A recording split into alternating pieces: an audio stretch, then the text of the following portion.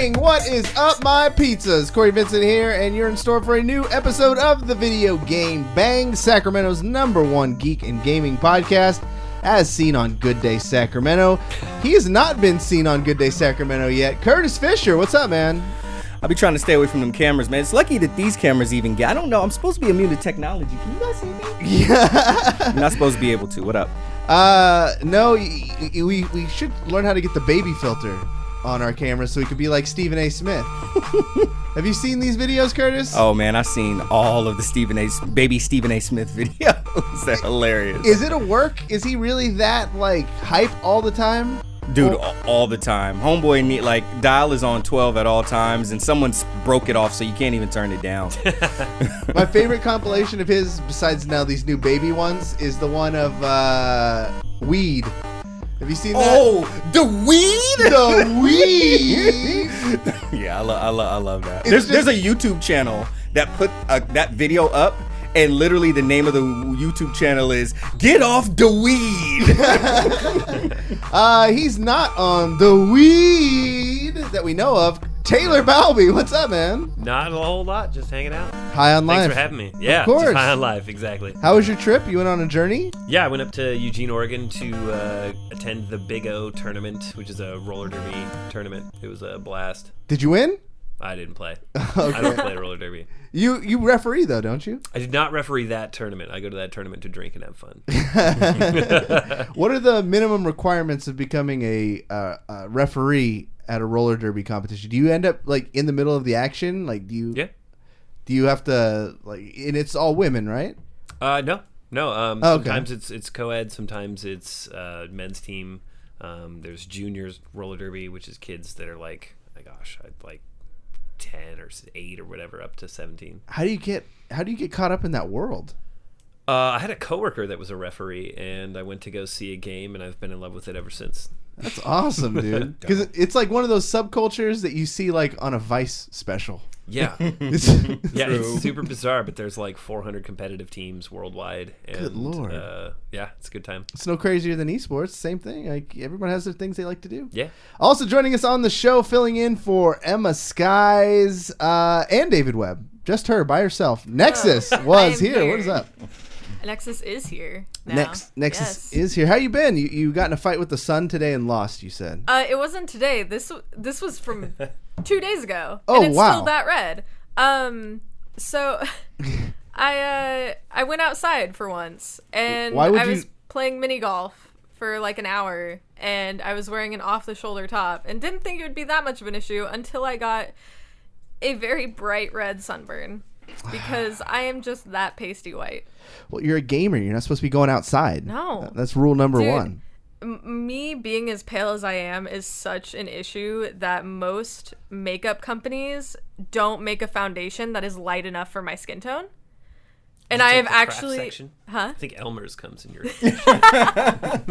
That paste. Yeah, there you go. That's the new solution. That's probably what I'm gonna have to do. Hey, it'll make the rest of my makeup stick. Actually, it'll last throughout the day.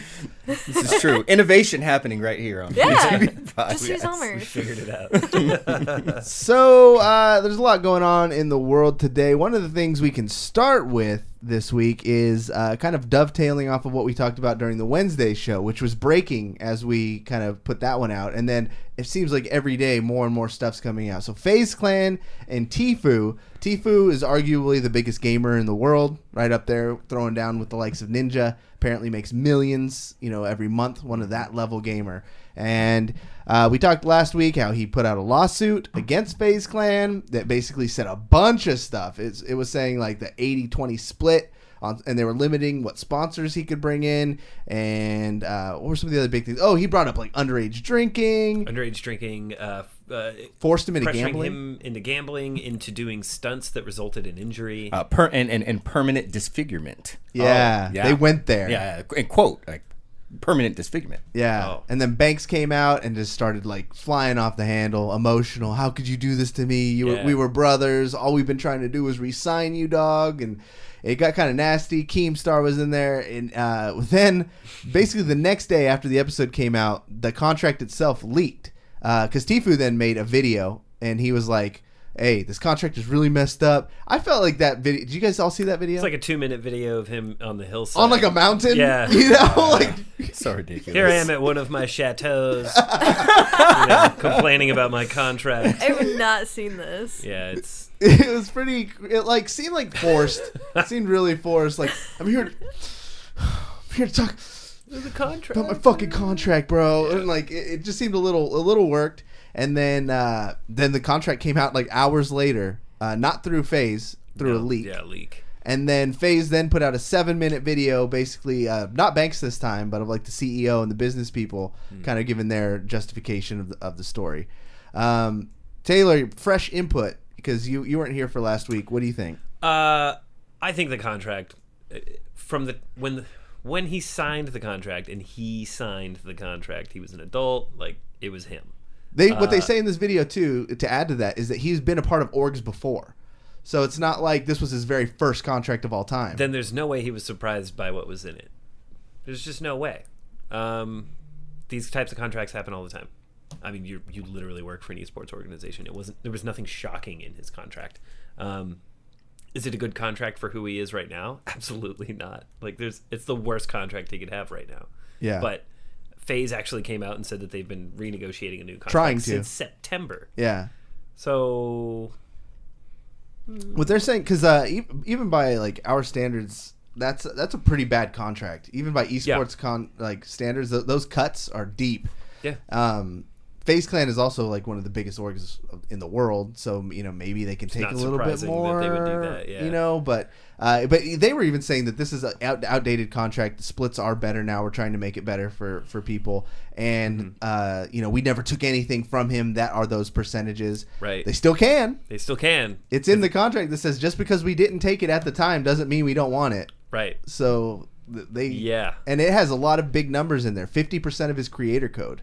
Right, which they're claiming they've taken nothing of. And TFUE's had days to respond to that, saying that they did take some and he hasn't. Yeah. And so that would have been the first thing out of his mouth. Right, yeah. It leads me to believe that he has nothing to discredit Faze with in response to Faze, because all he could say was, but the contract.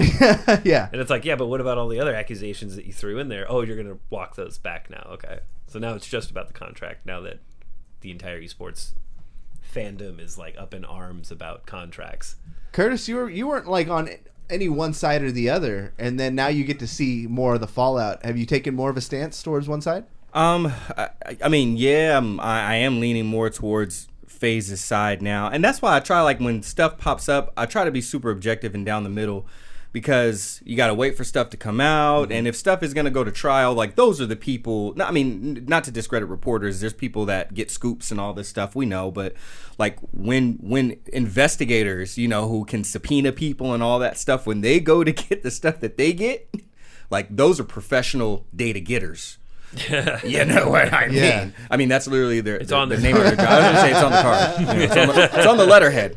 Pro data getter. That's what I do.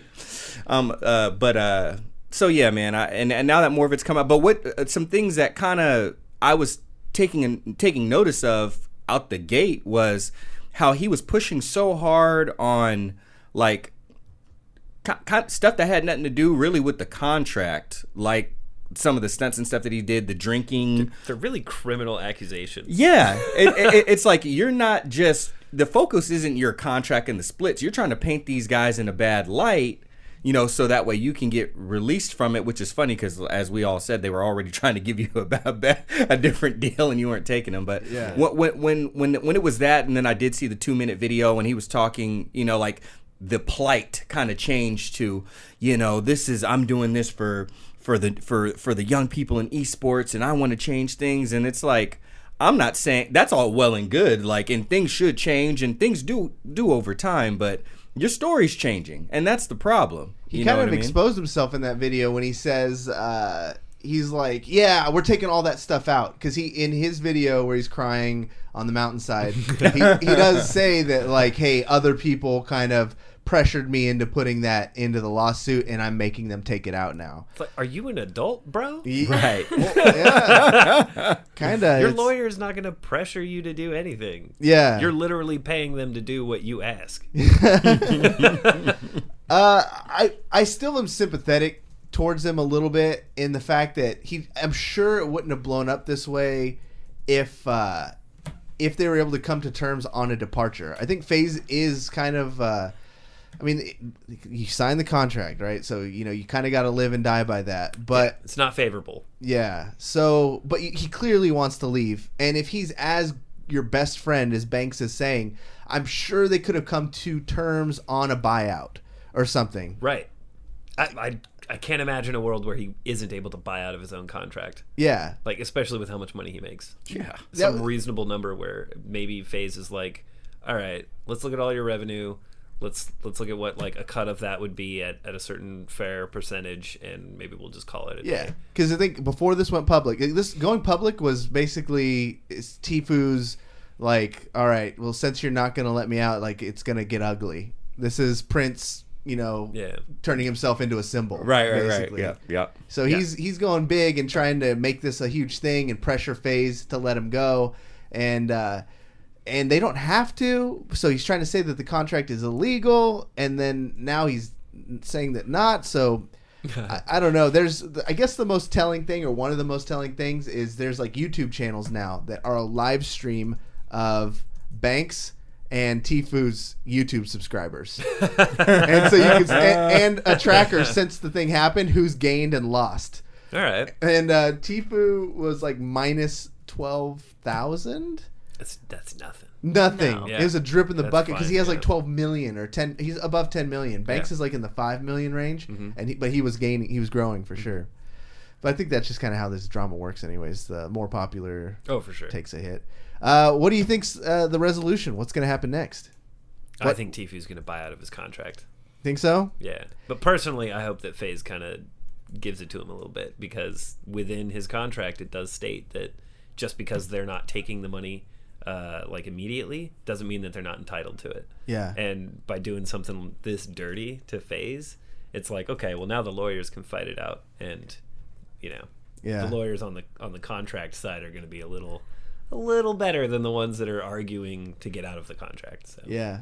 Yeah, I'm with that. I say stick it to him a little bit. Like there are so many better ways to approach this. You already got yourself into a bad contract because you didn't do things the right way. You didn't enter it the right way. Now you don't want to exit it the right way. Yeah. Bad move. Eat this and learn from it. Yeah, I say stick it to him a little bit. Like, and I'm not saying go over the top, but right. Yeah. Press him. Yeah, we're titled up to 80. So we'll take 79.5. You know what I mean? Like, just stick it to him a little bit, and then he can sustain it.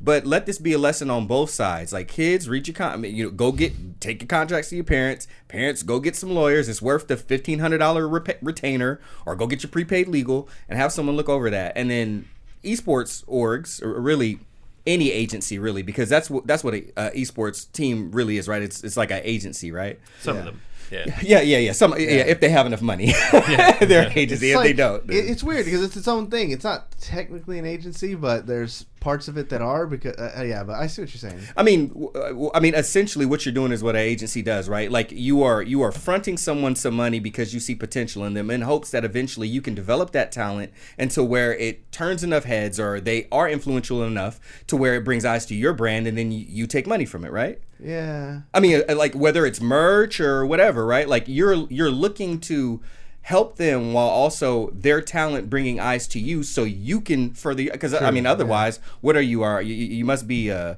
Salvation Army or something. You know what I mean? Like some charity work. That's what I'm saying. You a charity or you a business. If you're an esports org and you're answering to people on the board and all that stuff, you're a business. Yeah. And there's nothing wrong with being a business. That's how you eat. That's how you eat. That's how you eat. All of us eat off of business.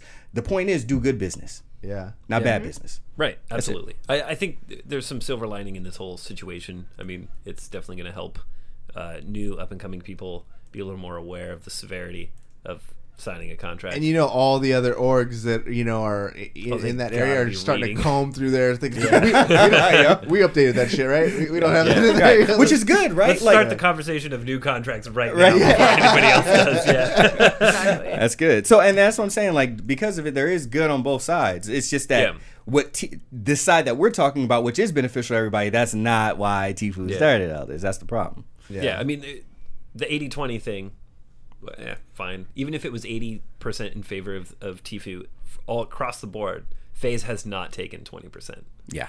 And I think that would be an interesting move if they were like, all right, we'll let you out, but we want 20% of everything. Yeah. And then it's like, shit.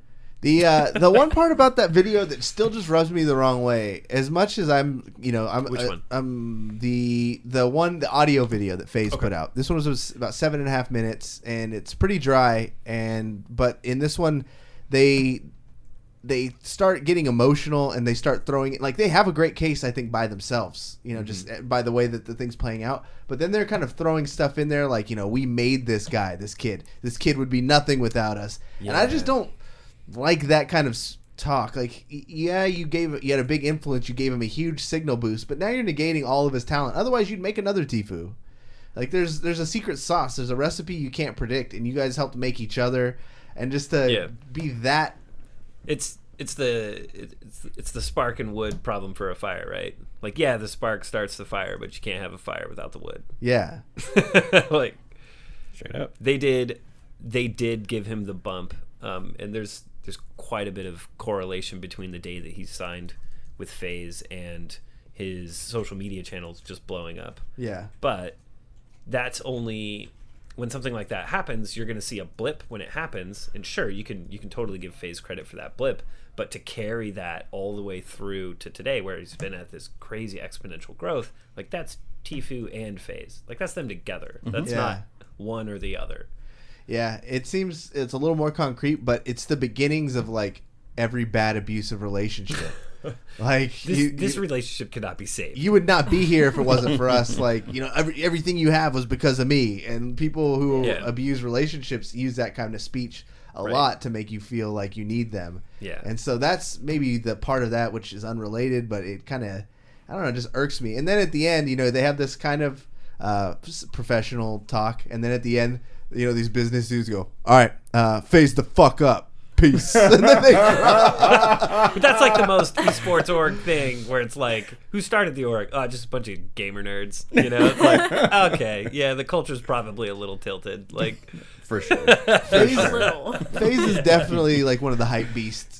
Orgs out there, like them and 100 Thieves. 100 Thieves for sure. Super bro-y kind of, like they're, they totally FaZe the fuck up. We're energy esports. We just want to have fun. Maybe win some tournaments. Yeah, we're not trying to place get on top 8. We're not trying to get on a boat with Lil Yachty. Yeah, you're not trying to be the rock stars of the esports game. Exactly. Yeah. So like, it's just a whole different culture, and it's just interesting to see where that one's going. Nexy, you've been completely out of the loop on all this stuff. I didn't even know that TFUE was a person. Like, I'm not Jury's even joking. Still out. But I didn't know that they were at least existing. Just put it in a better way.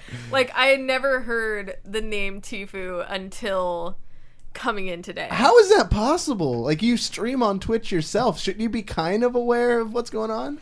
Dude, why? I'm so spacey. But like, why would you be aware? So exactly. Like, I don't care about like that kind of stuff. Yeah. Focus on your own stuff and learn to do contracts correctly. I only know who he is because I literally ran an analytics company with this guy Scarfino, who's in the chat actually, and like that's the only reason I know who he is. You can't avoid him, right? Yeah, I would watch Ninja stream, but I've also like met him a bunch of times. Like he's been around forever, right? I was a huge, big Halo fan, so obviously I know who Ninja is. So I would watch Ninja, but I'd never, like, his name would come up during, like, Friday Fortnite or whatever it was, and I just never cared. Yeah. So, but then when you said, oh, he's, like, the biggest gamer right now, earlier today I did, like, check who he, like his socials and stuff like that. And yeah, he's freaking huge. Yeah. Dude's a monster. I just, in, like... The data getter guy. Just to kind of contrast, too, the other big one out there, Ninja... he was part of Luminosity forever. And like, only up until months ago, you go to his Twitter header and you still see a Luminosity logo. Yeah. But they were smart enough to like hold him to whatever contract that they had, and I had, which is nowhere near Ninja's, TFUE. So he's making tons. They're lucky to be getting a dime off of him, know, and I'm sure. But Ninja honored it. He honored very it. Respectfully too. Yeah. Like, people would ask in his chat constantly, and he would just tell the story. Like, yo, I'm not like competing or whatever, and like I'm still in a contract. Yeah. Total contrast of how to approach it. Ninja's made good business moves. Yeah. For sure. To say the least. The next one I wanted to talk about, we can talk about briefly. There was a change in management over there at the Overwatch League. Yeah. Nate Nanzer taking an offer with Epic Games to work on Fortnite Esports. So this one kind of hits close to home. Nate Nanzer's the homie, man. He's like... There's never been anything wrong with him. He's a great ambassador. He's good shoe game. Yeah. Yeah. Insane shoe That's game. important. Yeah. Clear. Yeah. And then this kind of came out of nowhere. Unfortunately for him, it kind of leaked. Like it was first like kind of started leaking, and then he had to go out, and then Blizzard and Epic and him all made announcements really quickly to get back on it. A lot of people were thinking maybe he was going to move to Rocket League. Well, that's interesting. But I think that's been refuted. But I don't see this like there's a lot of people coming out, doomsayers, Overwatch is dead game, he's leaving because it's sinking. And that's... Like, it's totally not. What the heck? I've had more fun this season with Overwatch League than last season. Yeah. It's so... Because it's... Don't get me wrong, I had a ton of fun last season. Yeah. Well, and then if he left and then you found out he was going to Smite... or something, like you'd be like, oh, there's a problem. Yeah. Maybe there's an issue. Starting at Team Fortress 2. Yeah. Yeah. It's like, oh. Yeah, this is bad. But going to Fortnite, like that's where the most sense. money is right now. And they need the most help. Why wouldn't the guy running the best esports league not want to move up? Yeah. Right. Like, why would he think that was the pinnacle of his career? Yeah. There's no reason that he should think that. I agree. Exactly. Not at all. But Rocket League's interesting because it's a ton of fun to watch, but the scene around it is tiny. Well, kinda. That's the weird thing. And we're trying to figure this out at my job currently. With Rocket League, the players are megastars. Mm-hmm. You go to their Twitter engagement, you watch their Twitch viewers. They have a rabid audience of people who love these guys. But and then even when they stream, the viewership for Rocket League RLCS is big, 50, 60K minimum, and climbs, especially when there's big events. So there's an audience, but we just don't know where they're at. They're not on Twitter, It's weird. It's like they're their own little ecosystem, and they're just happy where they are, and it just doesn't seem to grow outside of that. Might need to poke it. You know True. what I mean? Very get true. all up in their bubble a little bit. Get on ESPN. Well, they're on TNT for stuff, which is a nice improvement, but that's good. It's a hype game. It really is entertaining, and it's the barrier to entry is so easy. Oh yeah, anybody can understand it. If you're at all familiar with the rules of soccer, where get the ball in the square thing, Square that thing. simple. Yeah, straight up. I'm a big fan of those. I mean, a lot of people are the easy to play, hard to master games. Where it's at, man. Everybody feels like they can participate. You know what I mean? You broaden your audience like that when it looks like I could do it too. You know what I mean? And then you play a little bit, it's like I can do it. And then you play a little bit more, and you're like, how come I'm not doing it like they're doing it? And then you realize. Exactly. So I think it's good. It's a great thing. When there's so much freedom of kind of a technique of how you can play these games, and you can jump into it so quickly and so easily, and it's this is entertaining, even though I'm not the best. I'm still having such a fun time, and it's not it. Of all the games that I've seen, surprisingly, Rocket League does not seem insanely repetitive just because of the way the entire game looks, the way that it plays. It just seems so entertaining. It is. And once you get invested into a team and you have favorites, it's so intense because those overtimes could last legit a long time, and every goal is a heart clenching thing. I think that's kind of the culture of when you go, and that's the culture around that game is super good. You want to take the wholesome kids of video games and throw them in a box, that's kind of Rocket League, because when you go there's a huge cheering section, and it's like a soccer match. They have chants for every player though of every team, right? And they're all just as happy for the opponent team as their own favorites. It's a super supportive and very diverse group of gamers. And it's funny because soccer kind of already has a lot of that built in. Like us being out here in Sacramento, I was never a big football fan myself. I started working at a particular place, and so many people there like were into baseball and football. That was pretty much it. They're like the people that were into basketball was like me and one other black guy. And but it was crazy because like.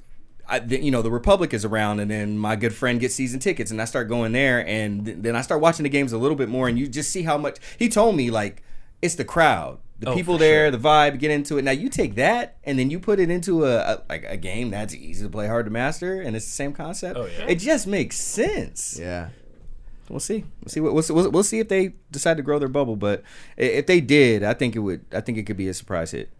I'm wondering what Nanzer's going to bring to Fortnite, because it's not an esport. Like, it's completely entertaining. To me, when you have an esport, the goal is to find out who's the best. Yeah. And I feel like in these battle royales, there's pretty much no way to tell who's the best with a lot of their current setups. Like, a lot of times what they do is a pub stomp, which is where, you know, me and Curtis are on a team versus Taylor and Nexy, but we're not going to actually play against each other. Yeah, we're going to join a duo, and we're not even going to be in the same server, but whoever gets the most kills wins. Yeah. Or, you know, has more points to go to the next round. So if you get matched up with some other professional or some kid who's just really fucking good, you're at a huge disadvantage to someone who gets in a server that has a bunch of me's in it, you know, who's just going to wreck through a bunch of bots. Right. Yeah. So and then, you know, when you land, it's random gun. Like, there's just a bunch of stuff in there that keeps you from being able to tell, like, this is the best player in the world.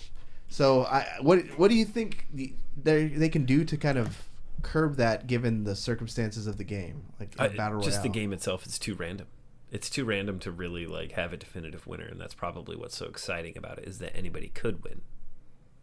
Squiggle says, I disagree. I feel like watching the Fortnite tournaments were way more interesting than watching other esports. I do like the format where 2 teams of 2 go in as a foursome, and they split off, and then they like kind of tally points that way. I do like that. I think that is a very inventive way of playing a battle royale as a esport. I think it's the best they can do, but, like, you know, there's still issues with it. You could always see where your opponents are at, so then what happens is if you're behind, all you're doing is trying to drift off of them and steal their kills. Is that not a strategy?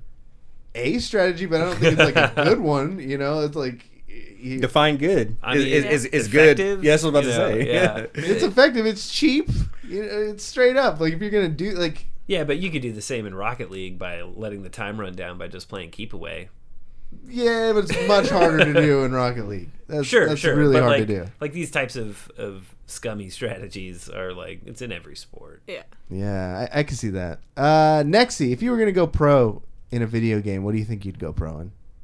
Oh, geez, I don't know, man. I don't play things. VR chat. Yeah. VR chat, bro. Actually, Dead by Daylight. I would love to. I'm actually wearing a Dead by Daylight shirt right now. Hey. I would love to be like just really good at that game. Why haven't they forced that into esports yet? It seems like every game developer is trying to force esports on their thing. You couldn't put that on primetime television. No. Like, it has a ceiling that it could reach, and it's not television. So what about not quite prime time, but what about 10B?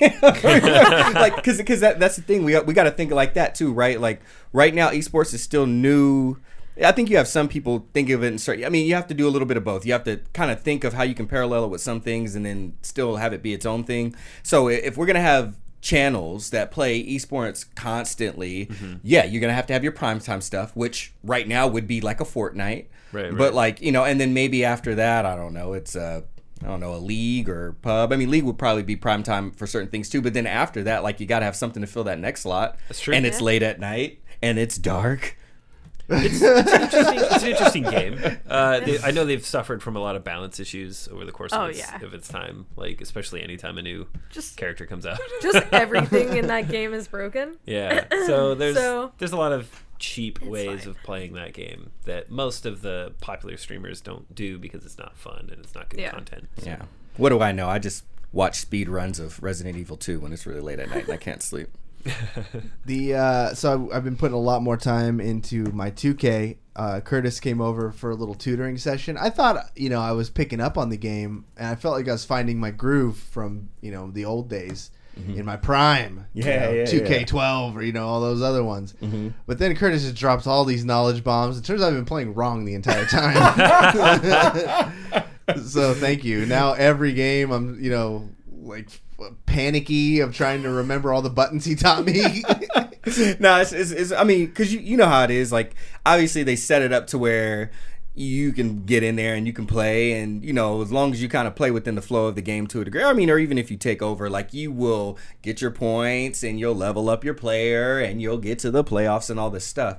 But if we're gonna play rec, because we're gonna play rec, like, we got a team. You start playing against other people. Same thing with Smash. Like, you could play the CPU a certain way, but then get online, and then you got cats camping. You got cats, like spamming all sorts of crazy stuff. So the human element is just different. So that's all it is. You gotta learn the cheese and everything, but then you gotta learn how to break it. That barbecue chicken alert. Barbecue chicken alert. Fine.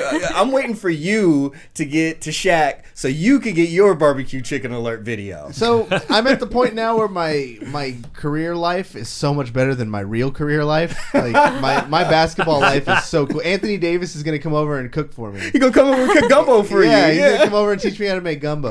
Like, doesn't that just sound like delightful? I've peaked.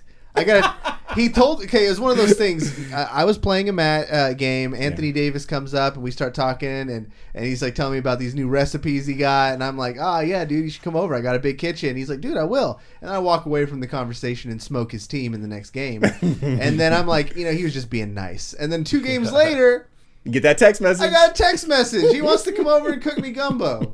This game is insanely detailed. Yeah, I'm really impressed with that, and it's on. I got it on sale too. It's super cheap. The game is only like $30 right now. Yeah, man. If you're looking for it's better than any current RPG on the market. Isn't that wow? Fuck Kingdom Hearts. Yes.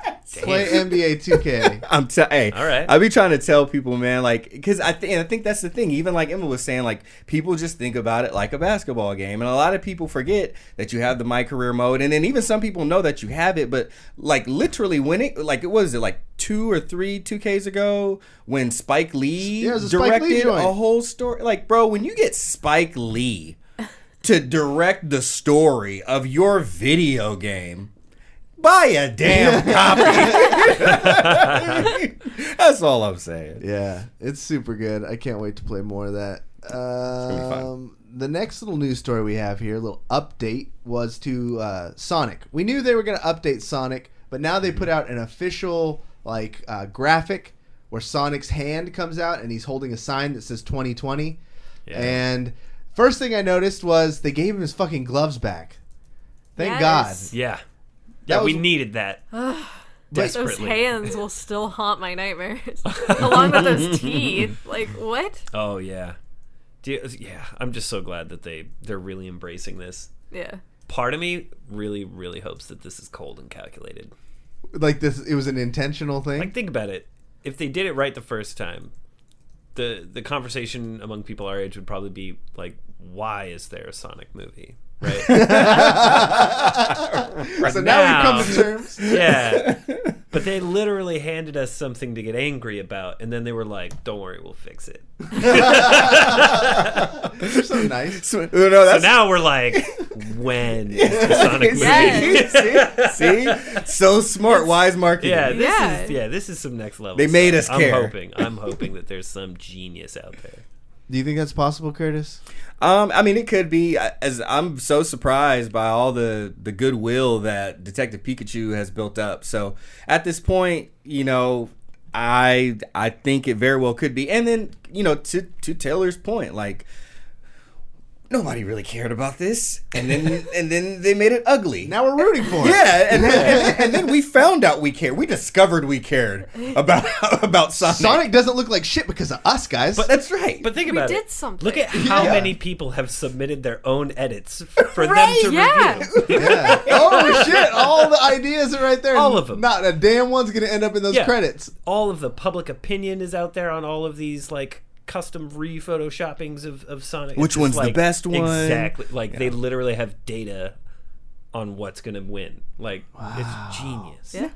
You know, I think one thing that is against it is you guys said you guys went and saw Detective Pikachu, and they're still running ads for the original Sonic. Yeah, it was very surprising to. So she saw it a week or two ago. About 2 weeks ago. I saw it last night. It's still airing. So Well, there's you know plenty of why. time to strip that. I wasn't super surprised to see it. I was a little bit like, they need to do something about that since they announced that they were going to be reworking it. And then to hear that you saw it last night, I'm just like, wait. They already spent the money. It's That's what I'm about to say. That they spent ad space money. They are not about to pull that because they ain't about to get a refund on it. So they're gonna. They read the contract. They read full circle. Yep. Just like a Sonic ring. And there you go. I don't know. I'm down for it. I'm just stoked about the gloves. I think we did it. Everybody, pat yourselves on the back. I need to see the teeth before I can be sure. And one eye. One giant eye. Yeah. 2 pupils though. Put a fucking chili dog in his hand while you're there. You saw Detective Pikachu, Taylor, and you weren't too stoked about it. I wasn't that impressed. I could totally see why kids would totally love it. No offense. Well, to be honest, but Nexie's like 12. For me, I felt like the story was incredibly predictable, and halfway through the movie, my assumption of what the situation was pretty much confirmed, and then at the end, it's definitely confirmed, and it's like, I don't know, man. I was pretty underwhelmed. I think he's basically saying he's smarter than you, Nick. Got you in the I would feels, never huh? say that. But I think if you don't know how the story goes, then the twist is awesome. I could totally understand that, but for me it was not. Word. It was like, oh, okay. Well, I was very glad I saw it. I thought Ryan Reynolds was the absolute perfect person to do it. Oh, yeah. There could not be a better person. Yes, there is. No. Yes. No. I'm telling you. Jason Lee. No. 100%. Couldn't do it. No. Dave, what's his name from the Chipmunks? DeVille? I don't think. DeVille, right? I don't think he would be better than Ryan Reynolds. He'd be good though. Okay, but at least you'll give me that. Okay. Ryan Reynolds is. You just have to see it. Like they wanted it's so Deadpool good. as Pikachu, and they got it. Yeah. That's kind of just his thing. If you want Deadpool as your love interest, you just want Ryan Reynolds. Yeah, just get Ryan Reynolds. Dead Chew. But other people have enjoyed it. All right. I loved it. I cried during it. I'm not ashamed. Well, a little and you bit. shouldn't Don't be. be. No, Don't be. If it gets you in the It's feels, so that's good. good. That means the writing was good. It spoke to you. It was really good. I have the mind of a child, and I was just incredibly invested in it. So I think that's great. We should all have the mind of a child. I would love to see a movie in that world again. Like I would love to see that. I think. So you want to start a Pokemon cinematic universe? That'd be the that best. would be amazing. It's all about the cinematic universes right now. Let's Pretty do much. it. Everything. Yeah, Getting that artist back that they hired for it, that did the hyper realistic Pokemon, it was so good, and like seeing the details on especially Mr. Mime. Mr. Mime was the best. Oh my god. Was it good? It was so Was that good. the highlight? Because like the weird like texture that's added to his flesh. Subsurface scattering. It's just really amazing. Dope. I kind of got the feels today too. I was in the car and I hear a familiar song. One of my favorite bands of all time, Sublime. They have a song called "Doing Time," and I heard like the intro. I was like, "Oh, cool! Someone sampled it. This is gonna be sick."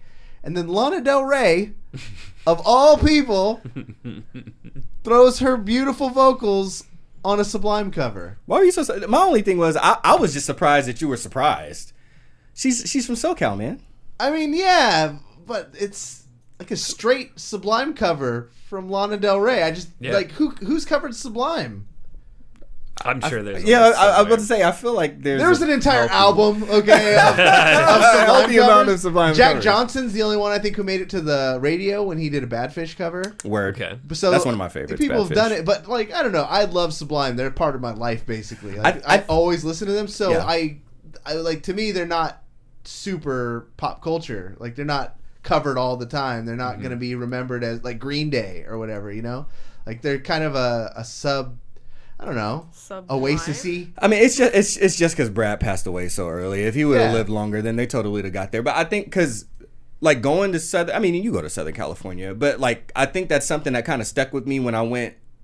Like LA, you feel it, but when you really go past LA, like especially like San Diego area and stuff like that, they're much more popular down there. I think it's a NorCal thing to, like for us to be like, yeah, we like Sublime. Like, who likes Sublime? And then you go to like down to Southern California, and it's like everybody knows Sublime. But and so that's why I'm saying for her, like I wasn't really surprised. I'm like, oh, she's down there, like.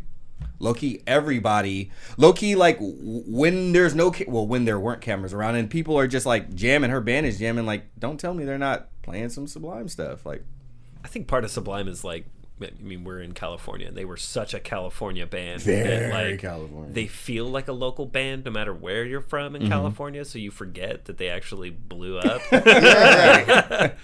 You know, it's like Deftones for us in Sacramento. I was going to say, Deftones. It's like I always think they're just Deftones. They're just here in Sac, and that's where they're from, and you know whatever. But then like go to the East Coast, and I hear it at a roller derby event, and I'm like, oh yeah, that's right. They did kind of blow up. I always, it's funny. I was bumping Rage Against the Machine on the way over here, and I told Corey before that I remember I was watching TRL Live when they announced that Rage Against the Machine had broken up, and I remember Carson Daly saying, like right before they went to commercial, thank God we still have the Deftones. That's like as big like that, like that's some perspective for Sacramento. As big as Rage Against the Machine was for Carson Daly, who has incredible music credibility. If you've ever like watched his interviews, like apart from that, like dude is well versed in music. For him to say thank God for the Deftones, that like.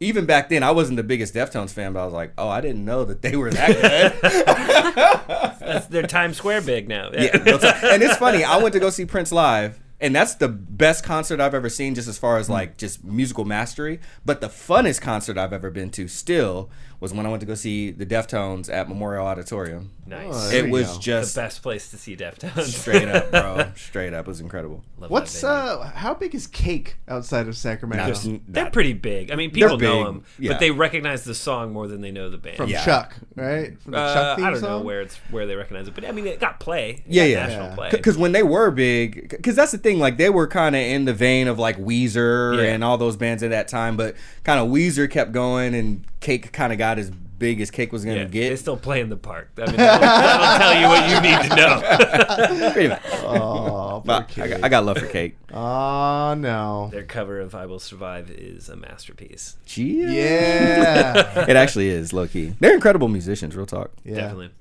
Last bit of business. I saved this one for last because I feel like it'll stir up the strongest opinions. But gaming disorder, quote unquote, is now officially recognized as an illness according to the World Health Organization.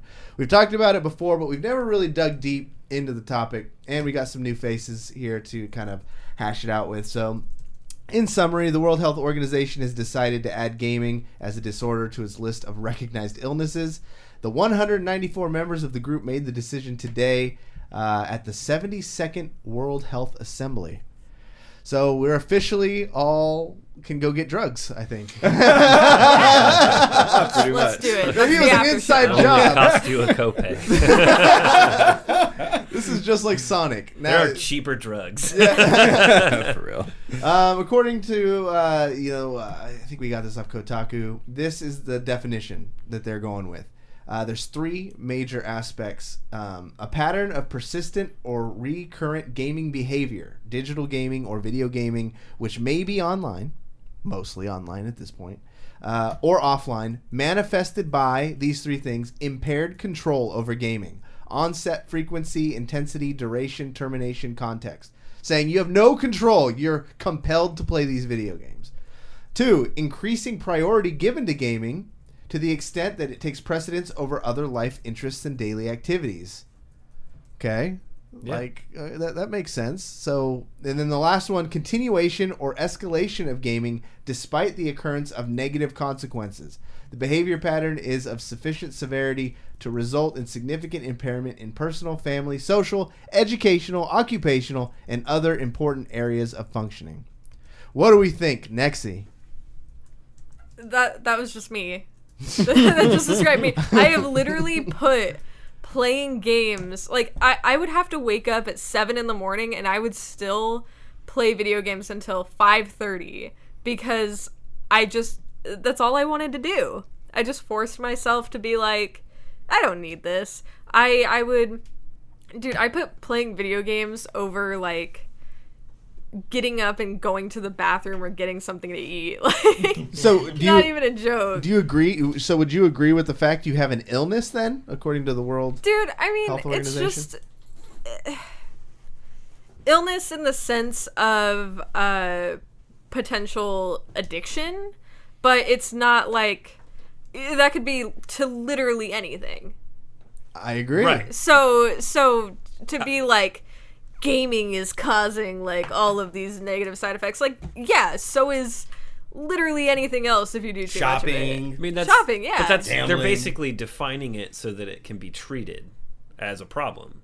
Because Yes, there's a lot of positive that comes with the World Health Organization recognizing this, and that's people who, like yourself, who are like, oh, that's me. yeah. If they feel like they need to get help for it, now they have a conversation they can start where it's, oh, it's not, it doesn't seem as stigmatized because the World Health Organization recognizes it. Yeah. So if you replace video games in that description with substance abuse or alcohol or whatever, it makes perfect sense. So why does a different activity that does have chemical reactions in your brain, I mean, the amount of dopamine that you get from playing like just the simplest of video games is incredible. So, Candy Crush. yeah, well, that's a whole. I mean, we can talk about That's grade 3. we can talk about the predatory nature of loot box games and stuff. That's another conversation. I completely understand that because it's kind of like you think of video games as such like a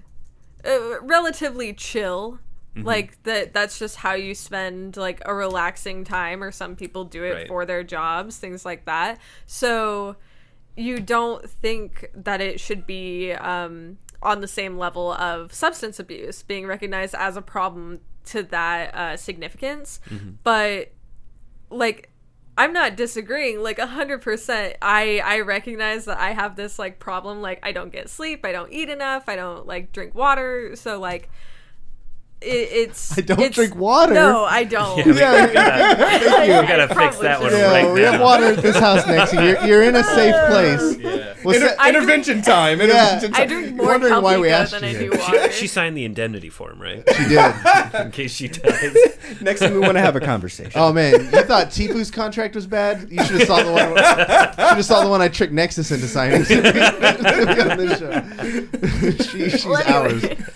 She has to get a tattoo on her back that says VGB now. Oh God, this was a bad contract. I actually am getting a tattoo in like a week, so No it's way. like my first tattoo. What are you getting?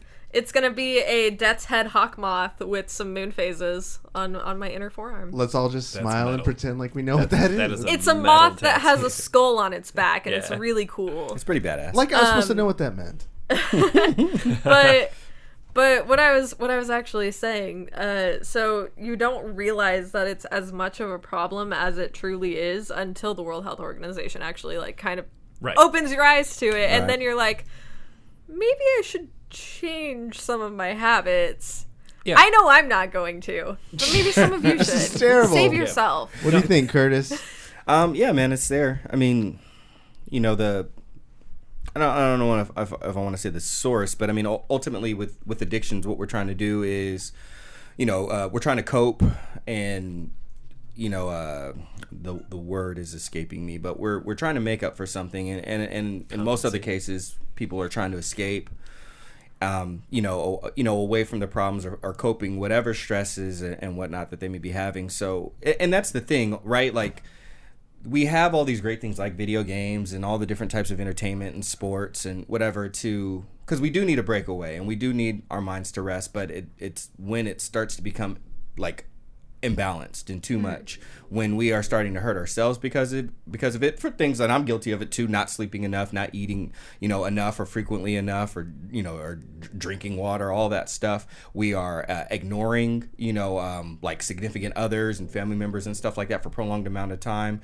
We are sneaking and getting credit cards and using other people's accounts to get VC to build up my player because I need to get to a 99 faster than I normally would. It's when the thing that we use to cope goes from being balanced to it's starting to hurt us, and then the next level we start to hurt other people because of it.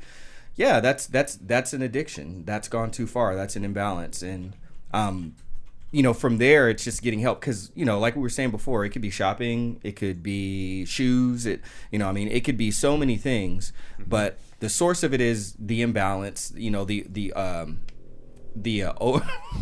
dog is going hammer right now, sawing logs down there, and once it's gone too far and we need to balance back out, and that's when we get help. Okay, hey, how do I take a step back? It was so interesting. My mother used to study addiction because she was going to be a drug addiction counselor. And I'm glad you finished that. I was like, that pause. Addiction was a weird word to end on. I was like, going to be a drug addiction counselor. Yeah. Now, so I was there, like studying with her and seeing different things, and I remember taking some of that knowledge, and my music teacher, who ended up being my kid's elementary school teacher, was. He openly admitted that he had an addiction before, straight up that he was addicted to, a certain controlled substance, and he switched that for soft drinks. And I remember literally going into his car, and he had like all this Pepsi Cola, like in the back of his car. He was not lying. And he was like, that's what happens in most cases. You switch, a very bad addiction for a lesser one until you can continue to wean and maybe even bring that one down. We see it with people who are addicted to drugs or whatever else. And then we see people like totally transform themselves and get into like gym or CrossFit or something like that, and they get a healthier addiction. So, and then through the healthier addiction, now that you're not hurting yourself and other people, then you can start to balance a little bit more. Maybe I don't go to the gym as often or XYZ, but it's good. Again, it's good that it's being acknowledged, and then from there we can officially start to get help. And I guess I can tell my job, I'm addicted to video games. I'm going to rehab. Yeah. See you guys in a few minutes. But the thing is, like, this is going to be a catalyst for education to be created so that people can better understand the situation. I'm confident there's going to be some like help books for parents coming out of this. Like everything to support people who are having issues like balancing their gaming, in their life. Yeah. Kind of lost where I was going with that, but basically, like, they're going to have a support backing now. Yeah, tons of resources will come from this. Right. Yeah. I'm a little curious about like the gaming being called out though, specifically. And I don't know, I'm not a master of, I don't know, I'm not a part of the group or anything, but I hope other things like cell phone usage is in there already. Yeah. There's like pornography, electronics and stuff. Yeah. Pornography addiction has like been a thing for a while. Yeah. I mean, really since the inception of the internet. That was like when it really blew up. The inception of porn. I think before magazines were probably an issue. Yeah, I mean, like people had it, but like it just wasn't as readily available. The accessibility now. It's just like game over. Totally. Pun intended. Yeah, entire technologies have been invented for the porn industry that we all use. So. Like the porn industry has driven like video NASA. technology, like video codecs and stuff like that. Like that entire industry has been supporting the porn industry. This Porn whole time. is digital NASA. Yeah, more or less. NASA gave us the Snuggie. Porn gave us VR. You don't hear me arguing about that. A big driver of broadband. We'll just leave it at that. We need to update that internet speed for tax purposes. I guess this is good when you put it like that, because I think first instinct is like, oh, I feel attacked. Here we go again. The media's demonizing video games, because they've been doing that well enough for a long time. Every time there's a school shooting, there's a couple chuckleheads who make an article on, well, I heard he played GTA, so no surprise he ended up shooting up the school. And so you got to weigh that negative press, and then you got this, which by its headline, gaming disorder officially realized.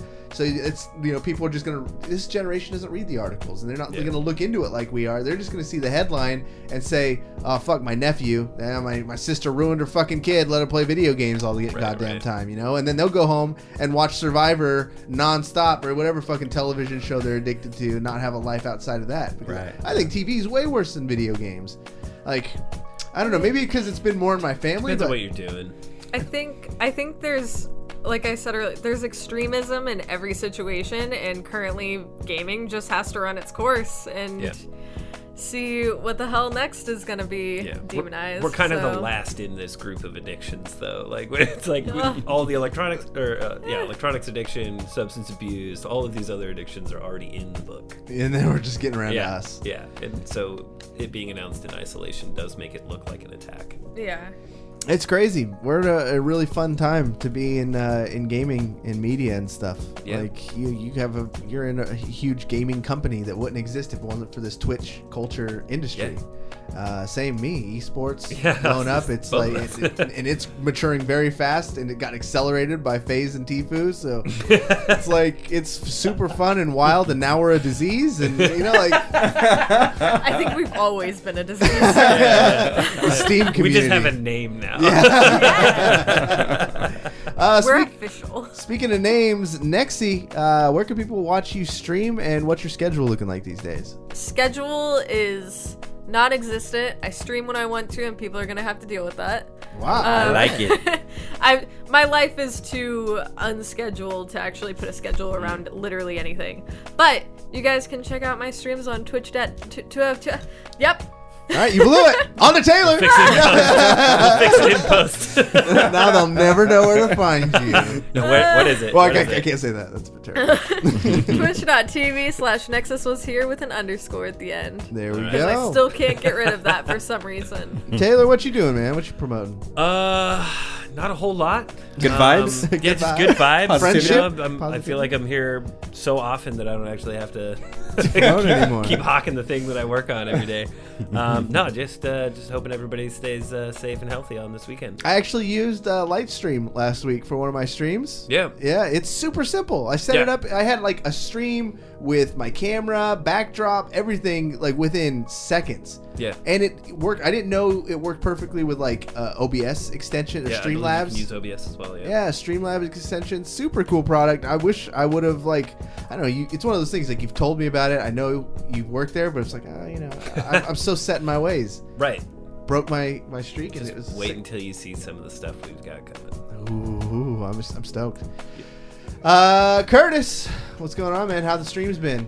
Man, streams have been lit, bro. Like Eagle Brain, Jake. Yeah, Jake. He was up in there when I was reading comics. I was reading Jonathan Hickman East of West. He's like, oh, dude, this comic is awesome. So, yeah, man, I've just been streaming, man, grinding on 2K. Lost Sheep mentioned Double Dragon, so I'm gonna start playing some retro games again next week. So check me out, twitch.tv/skipintosh. And then how was Webb? You guys played a little NBA, right? Oh, dude, heck yeah. Webb came through with me and Leek, bro. We went and ran threes on the court. We got him a bucket. Yeah. It was nasty. Yeah, it was dope. Oh, my gosh. And it was so funny. I was driving the ball up court, and I was like, set a screen. And he tried to go do it, and I went behind my back, and it went through the dude's legs, and then I had to finish. So Webb brings good luck. That's all I got to say. You got to come play with us. Come play with Webb. It's going to be a good time. Twitch clip that shit. And then when you do your streams, too, when you're doing the comic books, do you do voices?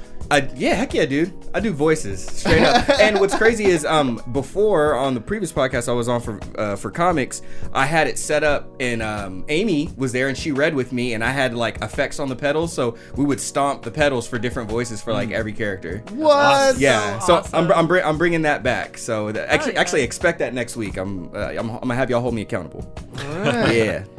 And then me, I stream on Mondays. That's the day that Bachelor airs. Oh, actually, I'm not even going to do it this week. So I've been back on my stream schedule the last 3 weeks. I've had to cancel 2 out of the 3 weeks. Great, good job.